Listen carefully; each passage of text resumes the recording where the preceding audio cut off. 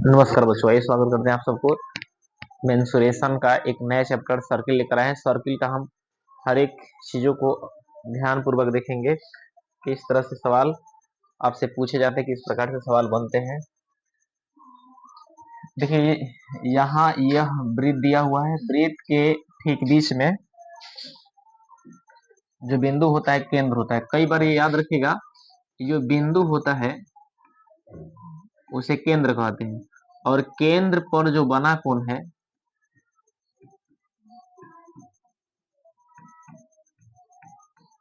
केंद्र पर जो बनने वाला एक कोण है ये 360 डिग्री के बराबर होता है। 360 ही होता है। केंद्र पर जो बना कोण है 360 डिग्री होता है। कई बार ये सवाल पूछ लिया गया है, केंद्र पर बनने वाला कोण कितना डिग्री होता है, तो बताएंगे हम 360 डिग्री। एक बार और भी याद रखिएगा, ये जो वृत्त है, ये जो वृत्त है, वृत्त का यहाँ जो ये जो पार्ट है, ये जो लाल पट्टी या काला पट्टी मैंने खींचा है, ये गोलाकार जो पट्टी दिखाई दे रहा है इसे बोलते हैं परिधि। ठीक है, तो इसे हम बोलेंगे परिधि। और इस बात को याद रखिएगा, वृत्त का जो गोलीय भाग है, गोलीय भाग है परिधि कहलाता है। परिधि कहलाता है। कहीं कहीं पे इसको परिमाप भी पढ़ा गया है, और कहीं कहीं पर इसे परिमिति भी कहा गया है। परिमिति भी कहा गया है। तीसरा पॉइंट अपना नोट करेंगे हम लोग। तीसरा पॉइंट इस बात को याद रखिएगा, परिधि से केंद्र तक जो मिलाने वाली रेखा है उसे त्रिज्या बोलते हैं। परिधि से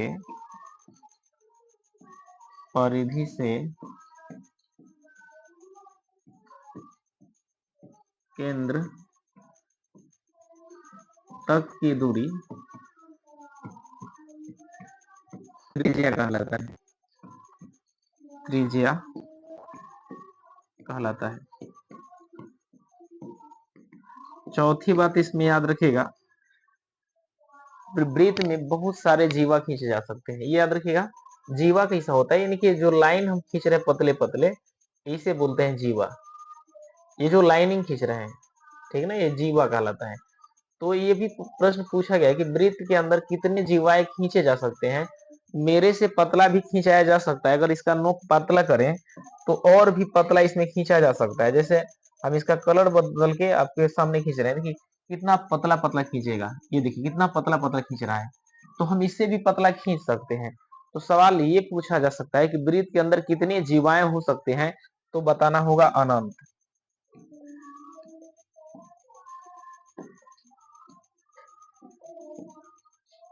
वृत्त में अनंत जीवा खींचे जा सकते हैं, खींचे जा सकते हैं।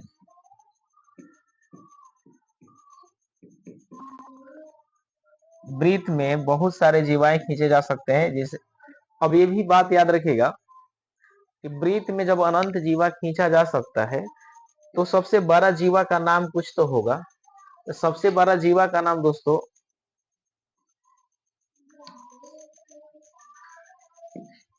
पांचवा पॉइंट देखा जाए, सबसे बड़ा जीवा को बोला जाता है व्यास। ये सबसे बड़ा जीवा है वृत्त का। कई बार ये पूछ लिया गया है कि वृत्त की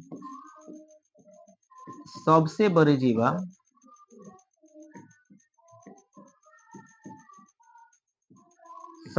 जीवा जो है व्यास है।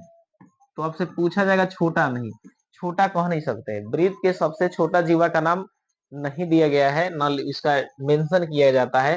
केंद्र में कितना डिग्री का कोण है, 360 डिग्री। वृत्त का जो गोलीय भाग होता है उसे परिधि कहते हैं। वृत्त के केंद्र से जो केंद्र तक दूरी, परिधि से केंद्र तक की दूरी को त्रिज्या बोलते हैं। वृत्त में अनंत जीवा खींचे जा सकते हैं। वृत्त का सबसे बड़ा जीवा का नाम है व्यास। वृत्त का सबसे बड़ा जीवा का नाम है व्यास। और भी पॉइंट नोट करना होगा, जो दोस्तों कभी कभी पूछ लेता है, अर्धवृत्त का कोण क्या होता है? अर्धवृत्त का कोण, याद रखिएगा अर्धवृत्त का जो कोण होता है बहुत इंपॉर्टेंट चीजें हैं। अर्धवृत्त का कोण समकोण होता है, समकोण। समकोण को आमतौर पे हम 90 डिग्री से दर्शाते हैं, यानी वृत्त पर जो केंद्र बनता है, सॉरी वृत्त पर नहीं, अर्धवृत्त का कोण, यानी अर्धवृत्त का कोण समकोण होता है। कभी कभी फिगर के अनुसार अगर देगा दोस्तों, तो इस तरह से फिगर दे देगा, मान लीजिए इस तरह से फोटो बन गया ए, इसको केंद्र को ओ मान लिया, और ये बी है, ऐसी है, कहा देगा कोण ए सी बी, कोण A C B is equal to कितना डिग्री दोस्तों? तो याद रखिएगा 90 डिग्री। इस तरह से हम कोण को हम दर्शा सकते हैं, ठीक है ना। आगे देखते हैं।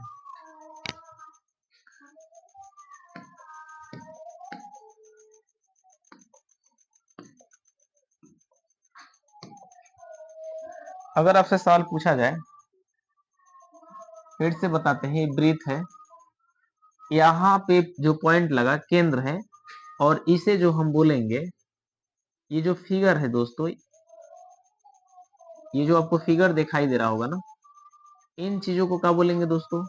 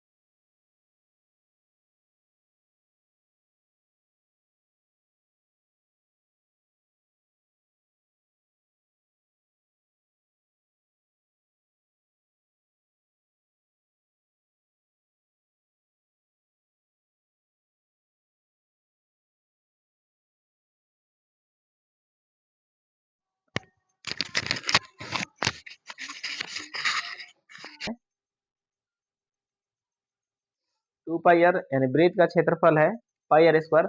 इस 2 पाई आर को मैंने बोला पाई डी लिख सकते हैं, ठीक है ना।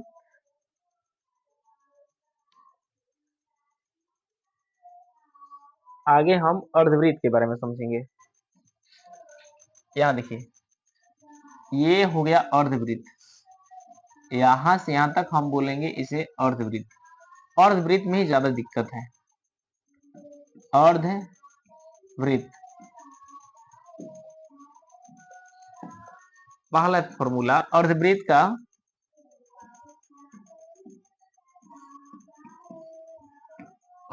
का परिमाप।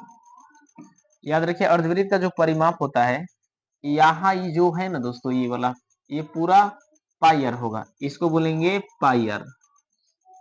यानी फुल वृत्त का परिधि होता है 2 पाई आर, तो आधा वृत्त का परिधि क्या होगा, पाई आर होगा, ठीक है ना। लेकिन ये जो लाइन है, ये जो लाइन दिखाई दे रहा है ना आपको, देखिए फिर से समझिए, ये पूरा वृत्त है, इसको बोलते हैं 2 पाई आर, 2 पाई आर। लेकिन हम इसका आधा कर रहे हैं ना, आधा। तो जब हम इसका आधा करेंगे, जैसे हम इसका आधा करेंगे, तो ये तो पाई आर हुआ। आधा का मतलब क्या हुआ, पाई आर। तब पाई आर हुआ, तब पाई आर हो गया। तो केवल इसका पाई आर हुआ, केवल इसका पाई आर। लेकिन यहाँ से देख रहे हैं त्रिज्या मिल रहा है, तो कितना त्रिज्या मिल रहा है दोस्तों, 2 त्रिज्या, यानी कि 2 आर। तो इसीलिए अर्धवृत्त का परिधि होता है पाई आर प्लस 2 आर। चाहे इसको कह सकते हैं पाई आर प्लस डी। ये बहुत ही इंपॉर्टेंट फॉर्मूले हैं, बहुतों बार ये पूछ लिया गया है। अर्धवृत्त का परिधि क्या होता है, तो पाई आर प्लस 2 आर कहिए, चाहे पाई आर प्लस डी कहिए। बहुत बच्चा सीधा सीधा इसे केवल पाई आर को ही टेक आउट कर लेते हैं और गलती कर लेते हैं। दूसरा देखा जाए, दूसरा फॉर्मूला होता है अर्धवृत्त का क्षेत्रफल। अर्धवृत्त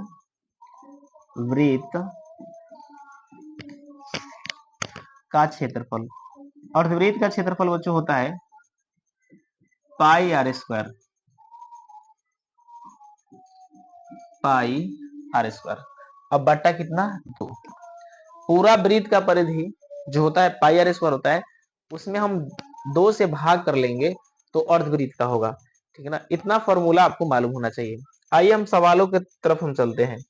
कभी अब सवाल देखिए पूछा क्या जाता है, आपसे पूछ क्या लेगा, बहुतों बार पूछा गया है ये सारे प्रश्न, उस पर आधारित हम एक छोटा सा सवाल लेते हैं। आपको कह देगा, यानी 2 वृत्त मान के चलिए, 2 वृत्त की जो त्रिज्या दिया है, रेडियस 2 दिया है दोस्तों, 3:4 है, 4 है। तो पहला प्रश्न आपसे पूछ लिया जाए, परिधि का अनुपात क्या होगा, परिधि का अनुपात क्या होगा दोस्तों। दूसरा पूछा जाए, क्षेत्रफल का अनुपात क्या होगा, क्षेत्रफलों का अनुपात क्या होगा। ये दोनों सवाल बहुत बार इस तरह से पूछे जाते हैं। जब भी इसका सॉल्व करिएगा आप, जब भी इसका आप समाधान निकालिएगा, तो फॉर्मूला आपको मालूम होना चाहिए। ये पूरा वृत्त का बोला है, अर्धवृत्त का नहीं बोला है, तो पूरे वृत्त का बोला है। तो परिधि क्या होता है दोस्तों, अनुपात बोला है ना, अनुपात। तो कभी भी अनुपात पूछेगा तो अनुपात में ही जवाब देना होगा। यानी 2 वृत्त की त्रिज्या दिया है, एक पहला वृत्त है, ये वाला ही दूसरा वृत्त है, यानी 2 वृत्त है तो 2 त्रिज्या दिया हुआ है। तो जब 2 त्रिज्या दिया हुआ है, तो पहले वृत्त का परिधि, यानी सीधा लिख सकते हैं, पहले वृत्त के लिए हम r1 लिख सकते हैं, त्रिज्या, त्रिज्या का मान, पहला वृत्त r1, दूसरा वृत्त का त्रिज्या r2 कर सकते हैं। और ये भी बात हमने देख लिया कि 2 वृत्त है, अनुपात में दिया हुआ है, तो जब भी हम परिधि निकालेंगे तो अनुपात में निकालेंगे। यानी कहने का मेरा मतलब है, पहले वृत्त का परिधि, पहले वृत्त का परिधि बट्टा अनुपात दिया है, दूसरे वृत्त का परिधि, दूसरे वृत्त की परिधि। जब पहले वृत्त की परिधि और दूसरे वृत्त की परिधि का हम अनुपात निकालेंगे, तो जो मान दिया हुआ है, आप भी जानते हैं वृत्त का परिधि क्या होता है, 2 पाई आर, यानी 2 पाई आर। और मैंने बोला पहला वृत्त के लिए r1 कर लीजिए बट्टा, दूसरे वृत्त के लिए बोला है तो इसका भी तो 2 पाई आर होगा, 2 पाई आर ही होगा। लेकिन इसका नाम क्या करना है, r2 लिख देना है, बस यही तो दिक्कत है, कोई बड़ा चीज नहीं है। 2 से 2 कैंसिल हो गए, पाई से पाई कैंसिल हो गया। और R1 का वैल्यू कितना दिया है, R1 का वैल्यू 3, तो 3 हो गया दोस्तों। और R2 का वैल्यू कितना दिया, 2, 2 हो गया। आपसे पूछा है परिधि क्या होगा, तो हम परिधि यही बताएंगे, यानी कि 2:1 ही होगा। यानी इसका परिधियों का अगर अनुपात पूछा जाए तो 2:1, यानी सॉरी 4 दिया है ना, 4 दिया है, तो हम यहाँ पे इसको हम लिखेंगे 4, यहाँ पे हम लिखेंगे इसको 4, 4 हो गया। 2:4 नहीं, 3:4, 3:4, यही आपका आंसर हो जाएगा। अगर यहाँ पे 7:8 देता तो यहाँ भी 7:8, यहाँ 10:12 देता तो ये भी 10:12। इसका क्या मतलब है, ये कैसे आप समझ जाइएगा कि सेम सेम क्यों हो रहा है, क्योंकि परिधि में, क्योंकि परिधि जो है यहाँ ये 2 से 2 कैंसिल, पाई से पाई कैंसिल, R पर अगर कोई असर पड़ता, स्क्वायर लिखता, गुणनफल लिखता, भागफल लिखता, तब जाके कुछ बढ़ता घटता। लेकिन त्रिज्या का त्रिज्या R1 का R1 ही ज्यों का त्यों लिखा जा रहा है, R2 का R2 ही ज्यों का त्यों लिखा जा रहा है, इसलिए यही आंसर होगा। तो अब आप दिमाग ये लगा दीजिएगा, कभी त्रिज्या हो और परिधि पूछेगा तो रेशियो सेम सेम होगा, लेकिन क्षेत्रफल में रेशियो सेम नहीं होगा, क्षेत्रफल में अलग हो जाएगा। देख लीजिए यहाँ पे अगर इसी सवालों का हमसे पूछा है क्षेत्रफल,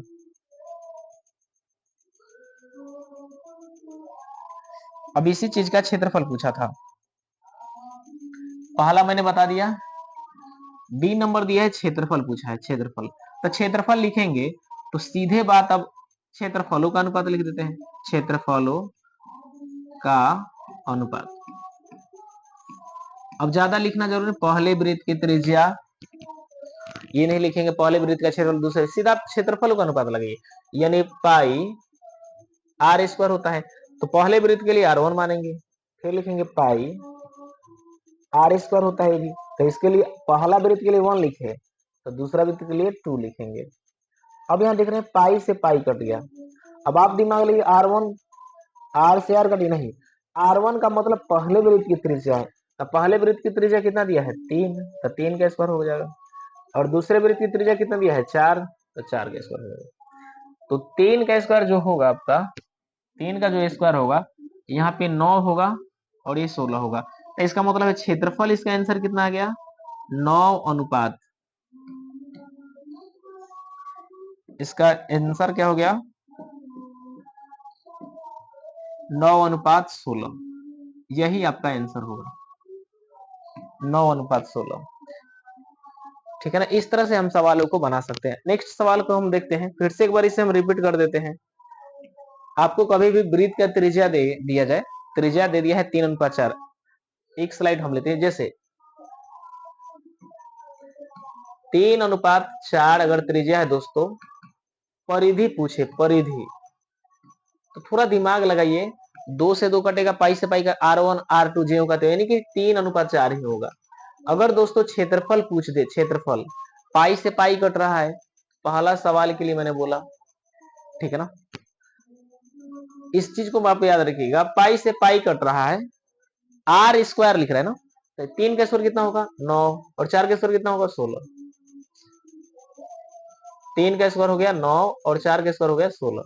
इस तरह से इसका आंसर लिख सकते हैं। अगर दूसरे सवाल में अगर दिया जाए, मान के चलिए दो वृत्त के त्रिज्याओं का अनुपात, त्रिज्या का अनुपात, जो भी हम बोल रहे हैं त्रिज्या ही बोल रहे हैं अभी, क्षेत्रफल हम बाद में बोलेंगे आपको, त्रिज्या का अनुपात दिया है दोस्तों, अगर कह दिया 4:7 है, 7 है, तो पहला प्रश्न आपसे पूछ दिया जाए परिधि क्या होगा, परिधि का अनुपात, तो परिधि के लिए मैंने अभी अभी जस्ट बताया, 2 पाई से 2 पाई कट जाएगा ऊपर और नीचे, R1 का मान कितना दिया है, 4, तो 4 लिख दीजिए, R2 का मान कितना दिया है, 7। अगर आपको इतना भी बात समझ में ना आए तो इसको एक बार और अपना हल कर सकते हैं, जैसे 2 पाई R1 बटा 2 पाई R2, यहाँ पे 2 से 2 कट गया, पाई से पाई कट गया, R1 का जो वैल्यू है, R1 का जो मान है 4 दिया है, और R2 का मान कितने, 7, इसमें कोई असर नहीं पड़ा, यानी कि 4:7 हो गया। इस तरह से आप सवालों को हल कर सकते हैं। अगर मैं अगला सवाल आपसे पूछूं, अगर फिर से यही सवाल है, त्रिज्या का अनुपात दिया है 4:9, तो आपसे पूछ लिया जाए, मान के चलिए तीसरा सवाल, परिधि क्या होगा? परिधि परिधि क्या होगा दोस्तों? तो यही बता दीजिए, 4:9। आपसे पूछ ले क्षेत्रफल क्या होगा? क्षेत्रफल क्या होगा? तो क्षेत्रफल तो स्क्वायर हो रहा है, तो 4 का स्क्वायर कितना हो जाएगा? 16, और 9 का स्क्वायर कितना होगा? 81। इस तरह से हम सवाल को बना सकते हैं। चलिए अगला सवाल हम अपना बदलते हैं।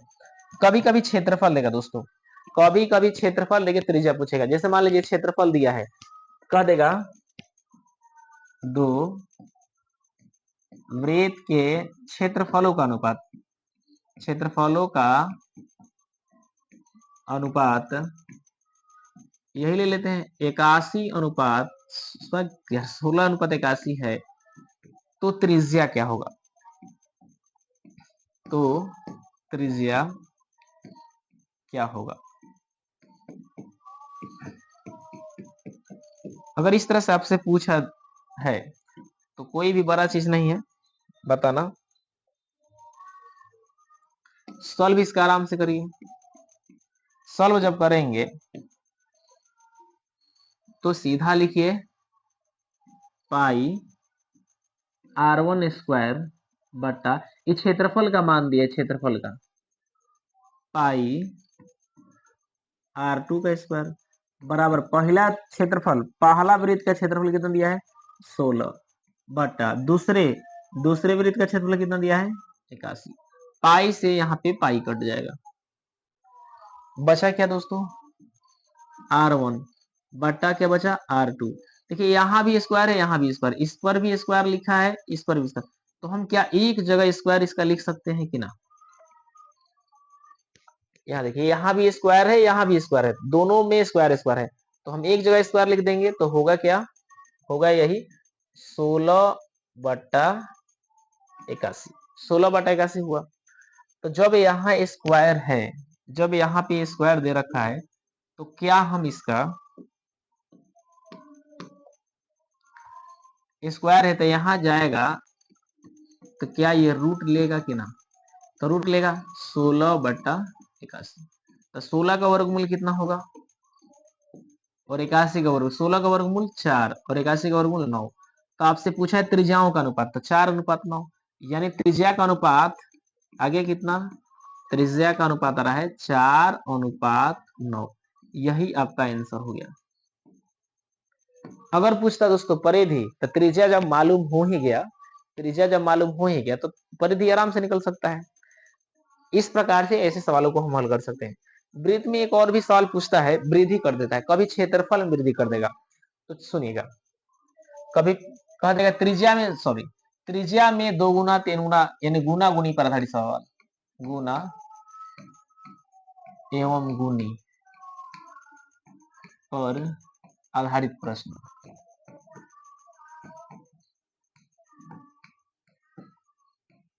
जब गुना पर कोई सवाल कहे, जैसे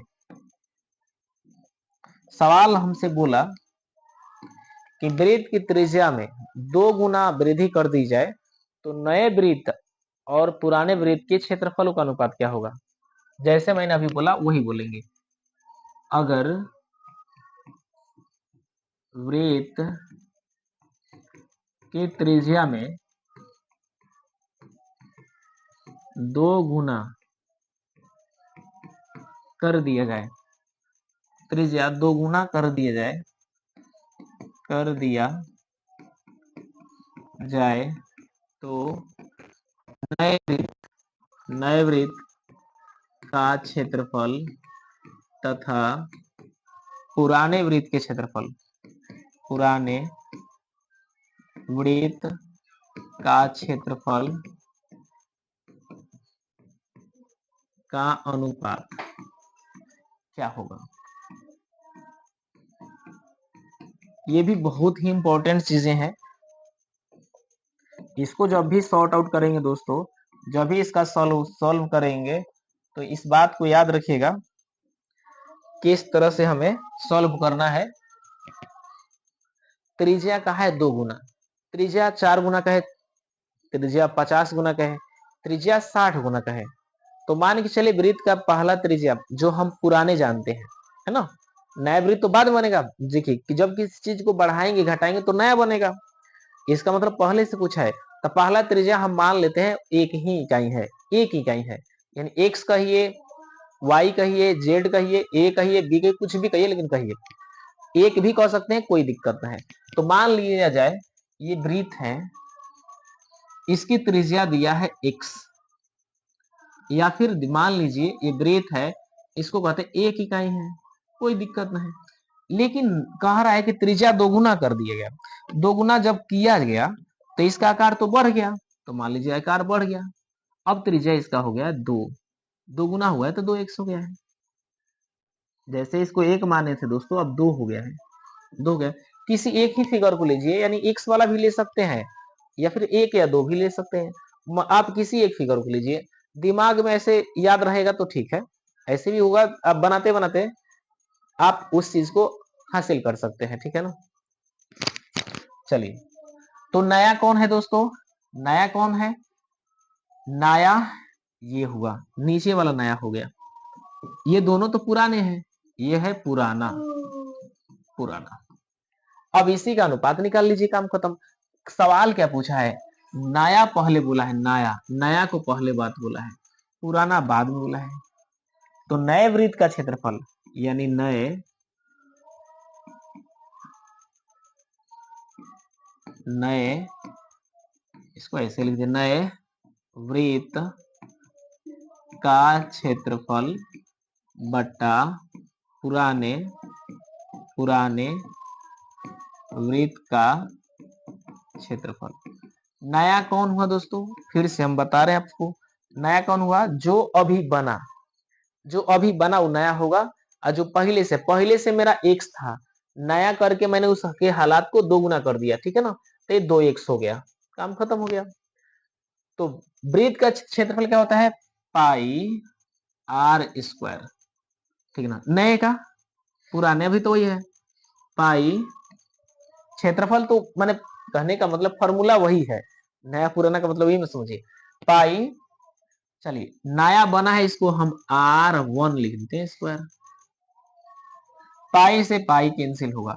अब बताइए R का मान कितना लिखना, x, R का मान हमें लिखना है x, तो हो गया दोस्तों x स्क्वायर बटा, इसका 2x लिखना है तो 2x का लिखना है स्क्वायर। अब यहाँ पे देखा जाए, ये हो गया एक्स स्क्वायर, और यहाँ पे हो गया 2 का स्क्वायर होगा 4x स्क्वायर, यहाँ पर स्क्वायर से स्क्वायर कट जाएगा, तो बचा क्या दोस्तों, 1 बचा। तो नया और पुराना के क्षेत्रफलों का अनुपात जो पूछा है, यही तो आपका आंसर होगा। सवाल पूछा है नए वृत्त का,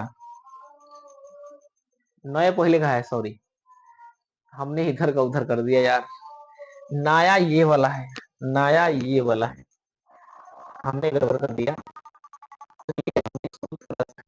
पुराने, सॉरी पुराने, हो गया नए, नए, चलिए नए पुराना होगा। जब सवाल आपसे पुराना नया कहा था, तो देखिए हमने पुराने नए लिखे हैं, लेकिन सवाल में पूछा है नया पहले या पुराना बाद में लिखे, तो नया को हम लोग नीचे लिख दिए, तो इसका बदल दीजिए, नए पुराने, नए बटा पुराने, पुराने। तो नए कितना है दोस्तों, नया कितना है 4, पुराना कितना है दोस्तों 1, तो 4 अनुपात 1 आंसर हो जाएगा। इसी प्रकार तिगुना का था दोस्तों, तिगुना कर दिया जाए तो आंसर हो जाता है 9 अनुपात 1, 3 का स्क्वायर होता है, जैसे यहाँ पे 3 गुना का था, 3 गुना, तो दुगुना की जगह 3 गुना का था, तो यहाँ 3 लिखते हैं, तो 3 का स्क्वायर कितना हो जाता, 9 हो जाता। जाहिर सी बात है आप इस चीज को समझ, अगर 4 गुना दोस्तों करता तो 4 यहाँ लिखते हैं, तो 4 का स्क्वायर कितना होता है 16। इस बात को याद रखिएगा, अगर नया लिखेगा तो नया को पहले लिखना है, पुराना लिखेगा तो पुराना को पहले लिखना है। इसमें हमेशा गलती होता है, जैसे हमसे ही गलती हो गया, इधर का उधर कर दिए, लेकिन अब यहाँ पे से सुधर गया है, पुराना बटा नया मैंने निकाला, लेकिन सवाल में क्या हुआ था, नया दिया था, तो मैंने उसी चीज को पलट दिया, यहाँ आप करके गलती नहीं है, यहाँ से अब सुधर गया, ठीक है ना। आगे समझते हैं। अगर सवाल में कह दिया जाए वृत्त की त्रिज्या, जैसे यहाँ पे सवाल दिया है, इसी सवाल का अगर वृत्त की त्रिज्या में k गुना वृद्धि कर दीजिए, 2 गुना 3 गुना 4 गुना नहीं कहा, k गुना कह दिया, तो अब क्या आंसर होगा? k गुना वृद्धि कर दिया जाए तो नए वृत्त का क्षेत्रफल और पुराने वृत्त का क्षेत्रफल क्या होगा दोस्तों? अगर k गुना वृद्धि कर दिया गया, k गुना, तो आंसर क्या होगा? इस बात को याद रखिए, k गुना कहा है, k गुना क्या है? तो नया वाला ऊपर लिखना है, तो k गुना कहा है, तो यानी कि इसको ऊपर लिखना है, k गुना वृद्धि कर दिए, k, तो k गुना का है तो k स्क्वायर हो जाएगा अब बट्टा 1, यही इसका आंसर होगा, यानी k स्क्वायर अनुपात 1। नया पहले बोला है दोस्तों, तो नया यह हो गया, पुराना यह हो गया। अगर कुछ पूछा पुराने का और नए का पूछिए,